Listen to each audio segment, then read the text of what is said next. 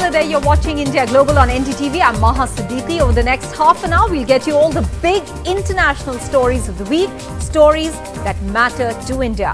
But before that, the headlines. Climate envoys meet in Chennai ahead of the G-20 summit. Will the big economies live up to the climate finance promise? US climate envoy John Kerry speaks exclusively to NDTV. Strategic trust has been eroded. NSA Ajit Doval tells his Chinese counterpart Wang Yi on the East Ladakh friction that continues between the two sides for over 3 years now. The issue discussed on the sidelines of the BRICS meeting in Johannesburg. Israel's Supreme Court to hear appeals against a controversial new law that curbs its power. Israeli parliament passes the first bill of the planned judicial overhaul that has divided the Israeli society sharply.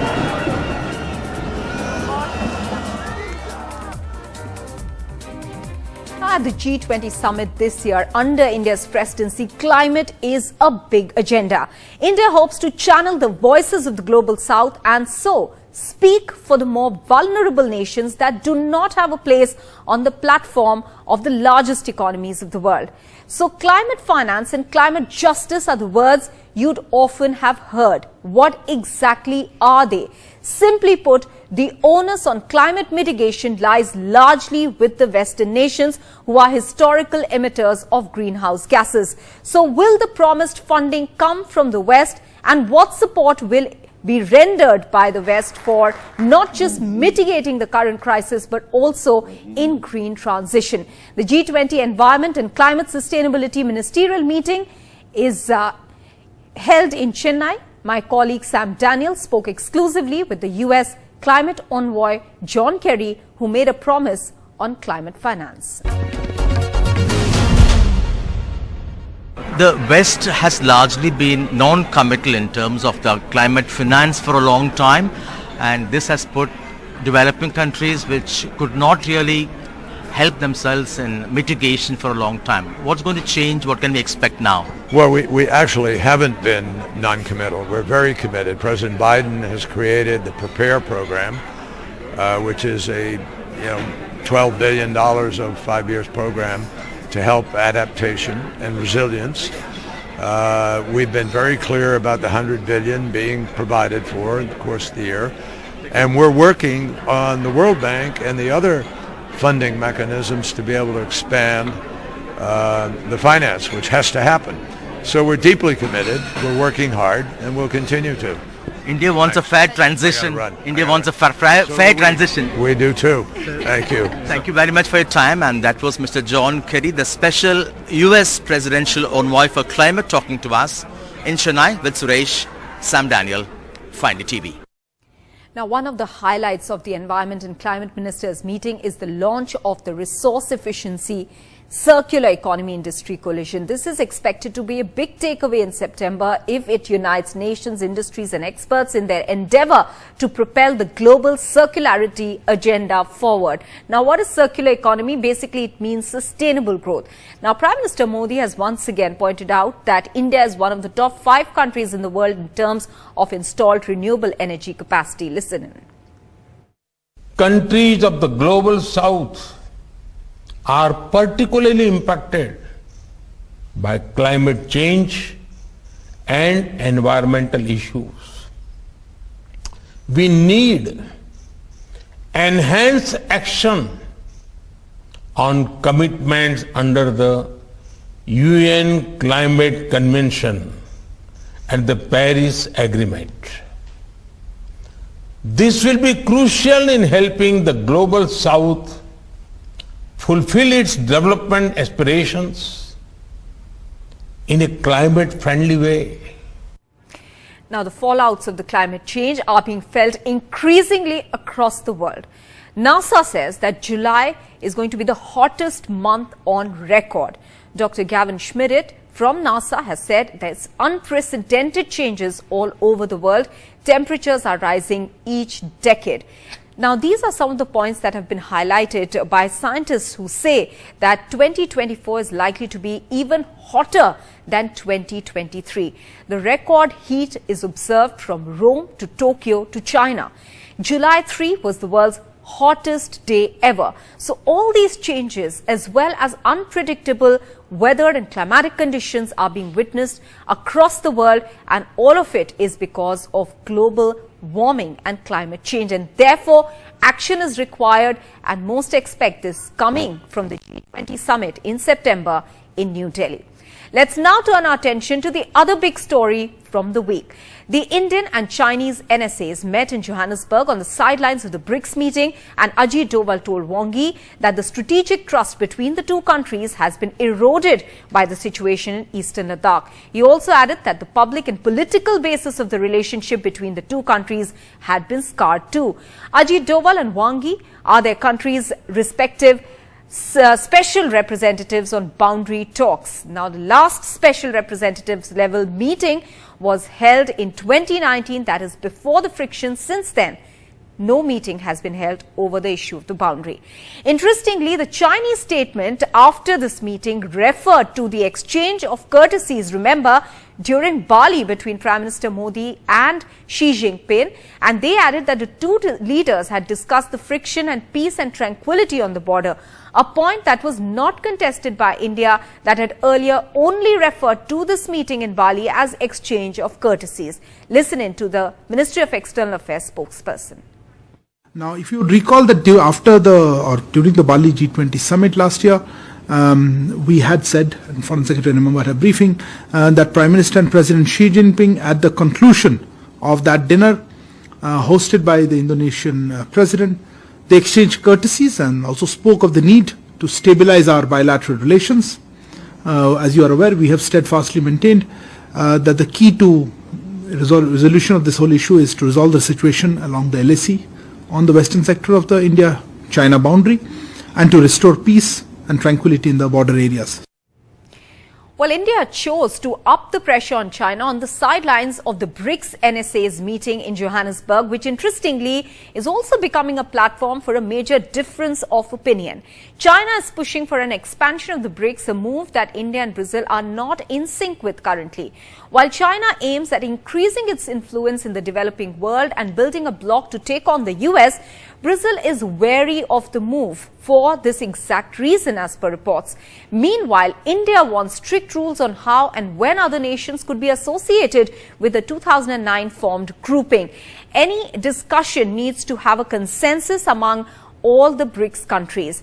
The summit is going to be held between August 22nd and 24th. So will a possible expansion be possible?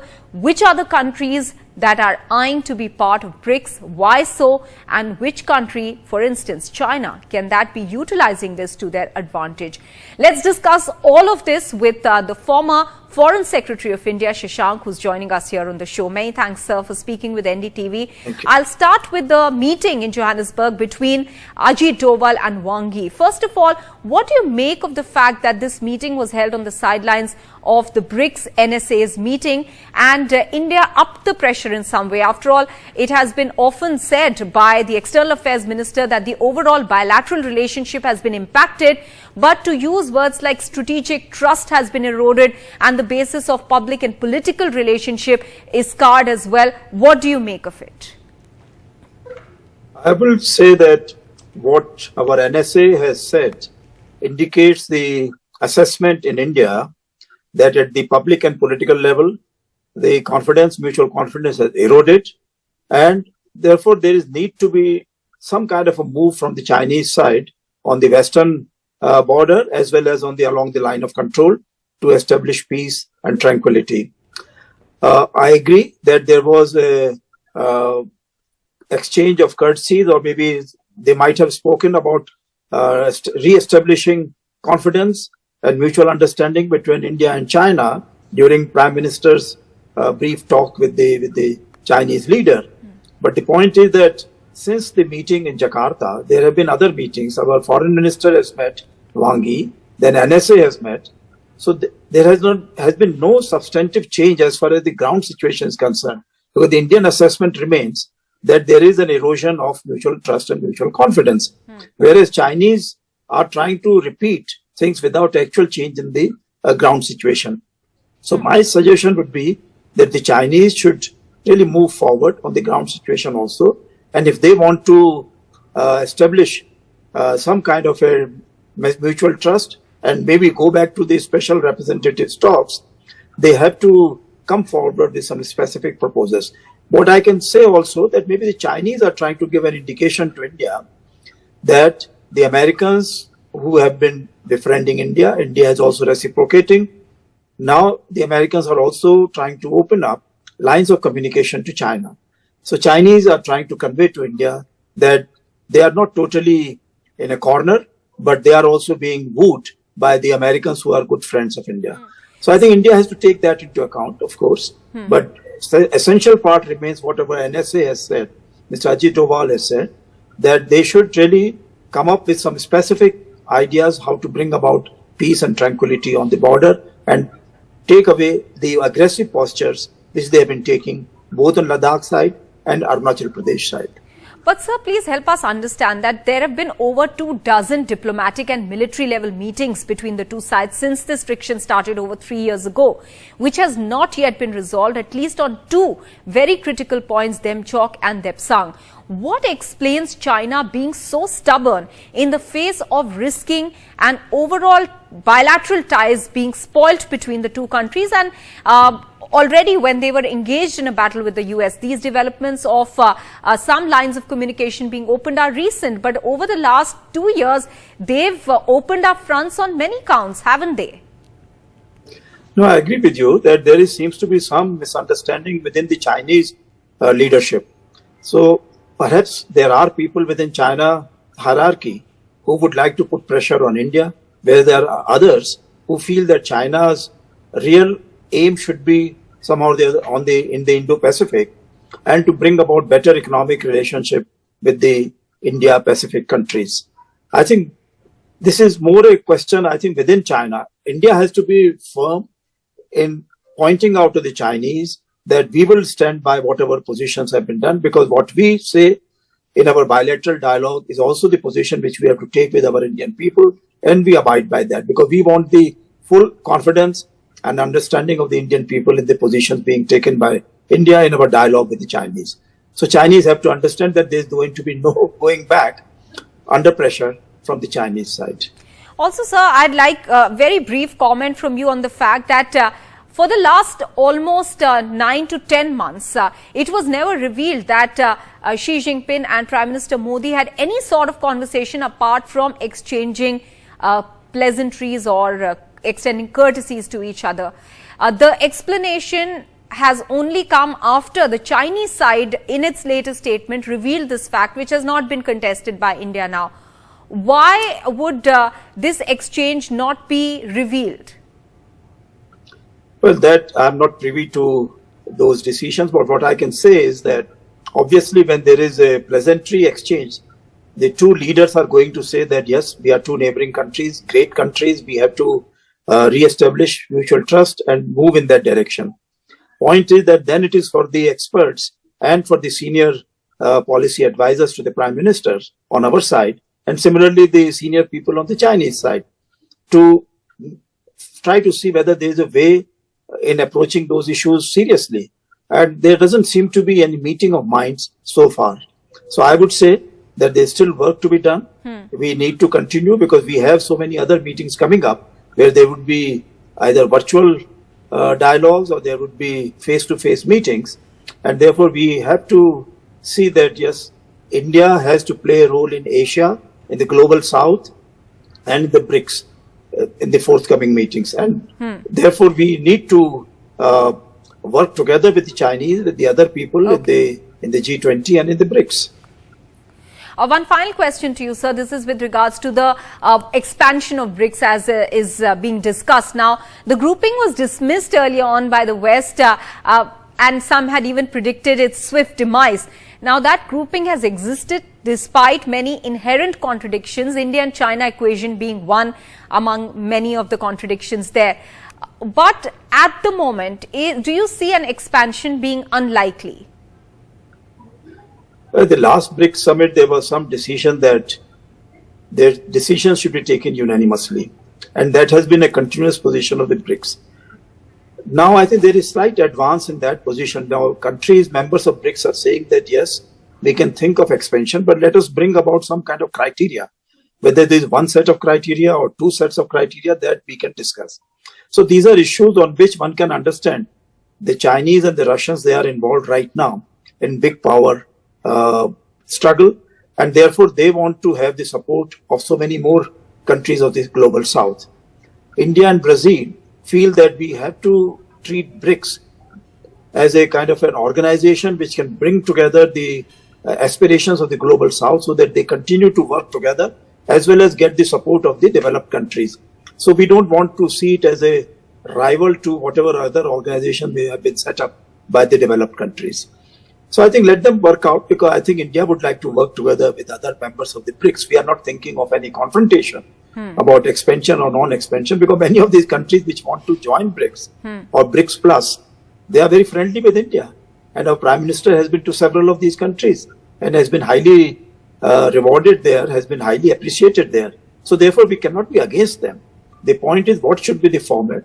And there we have to have unanimity in the BRICS negotiations. So very briefly, also, should India be wary, or should India leverage its position as a consensus builder or a democracy? Because apart from being part of BRICS, it's also part of SCO, which largely now is seen as an anti-West bloc.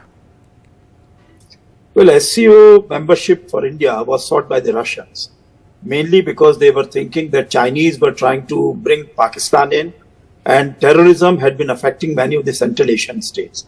So therefore, the emphasis was on how to curb terrorism in Central Asia, in India, and Pakistan was seen as the main center for epicenter of this terrorism.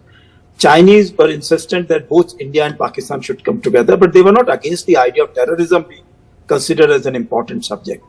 Now, SCO has become a kind of a political type of an organization, because China is having trouble on Taiwan issue, Russia is having the Ukraine crisis.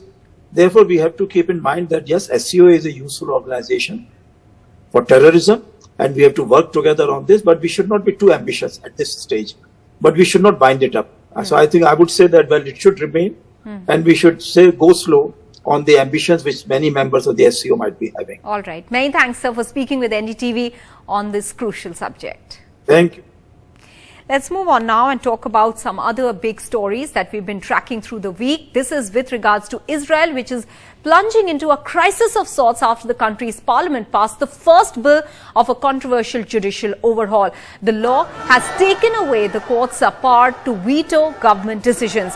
Millions have opposed the change, saying it would erode the independence of the judiciary and harm Israel's democracy. Thousands of Israeli army reservists are now threatening to pull out as a mark of protest, and many of Israel's leaders are worried about a deeper conflict. Israel's Supreme Court says that it will hear appeals against the controversial new law that curbs its power. But for now, the country and the Israeli society remain sharply divided.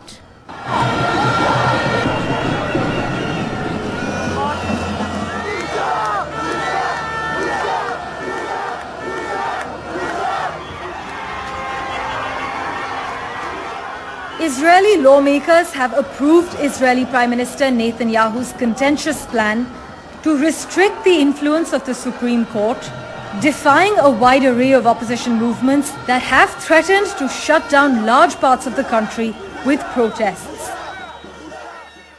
The law removes the power of the Supreme Court to overrule government actions it considers unreasonable. It limits the Supreme Court's ability to challenge parliamentary decisions, to changing the way judges are selected. Every member of the coalition voted in favor, while opposition lawmakers abandoned the Israeli parliament in protest.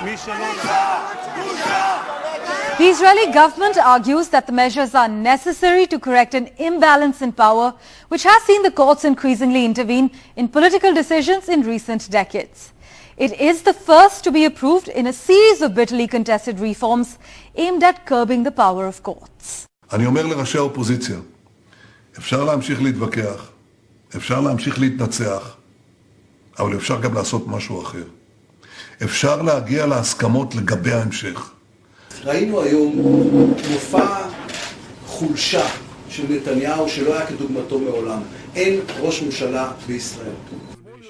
Despite the Israeli parliament's passage of the new bill, the White House says the decades-long partnership between the US and Israel is ironclad. Our decades-long partnership is ironclad. That continues to be the case. The core of that relationship is certainly on democratic values, is shared democratic values and interests. Israel's Supreme Court now faces a strange dilemma that could set two of the country's branches of government squarely against each other. The High Court justices have to decide how to handle a plan that would curtail their own power. Parmeshwar Bava for NDTV. Meanwhile, in Europe, the right tilt is getting more politically obvious. Right-wing parties are finding their way into mainstream politics, from Italy and Sweden to Spain. As polls happen in the backdrop of a war in Ukraine since last year and the major energy crisis that has engulfed Europe, or largely had engulfed Europe last year, has the right wing gained? That's the question we are putting across, and we'll give you an example through some of these countries in Europe which have seen a rise in right wing politics to give you an example or give you a sense of where this politics is headed. For instance, take the example of Sweden, where the Swedish Democrat Party, seen as having neo-Nazi roots, raised critical and emotive issue of immigration and tied it up with law and order issues to immigrants, and therefore a rise for them in the politics of Sweden. In Italy, Fratelli d'Italia became the first far-right party to secure the highest vote share in any party that had received in recent elections.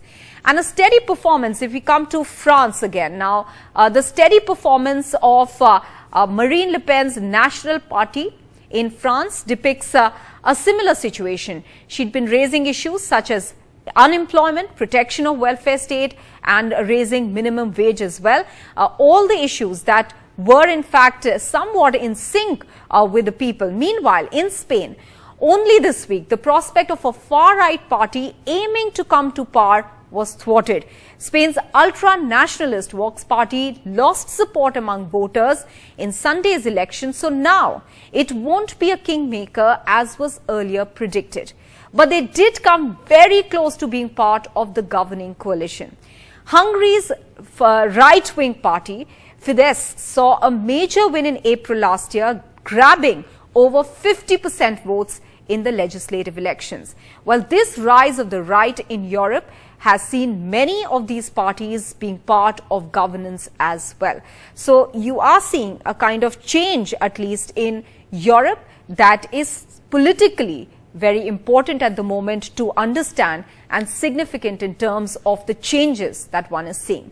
Let's now talk about some big social media players as well, and Elon Musk being one of them. His latest move with Twitter's rebranding may have encountered some obstacles. The plan to transform Twitter into X.com has hit a roadblock in parts of Asia, where Indonesia has blocked access to the new web domain, citing anti-porn laws.